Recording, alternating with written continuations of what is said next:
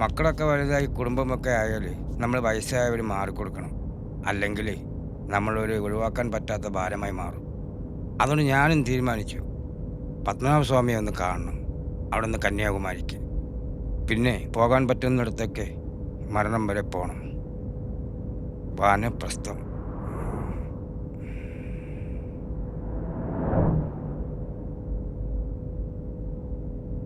മൂകാംബികയെന്ന് തുടങ്ങാമെന്നായിരുന്നു.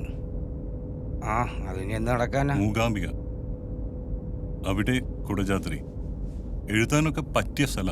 ശരിക്കും സാർ എന്ത് ചെയ്യുന്നു? ഞാനൊരു സാഹിത്യകാരൻ എന്ന് വേണേ പറയാം. Thomas George.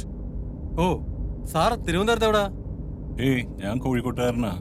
ജസ്റ്റ് തിരുവനന്തപുരത്തേക്ക് ഒരു ഫ്രണ്ടിനെ കാണാൻ ഇറങ്ങിയ. ജനശതാബ്ദിക്ക് ടിക്കറ്റ് ഇല്ല.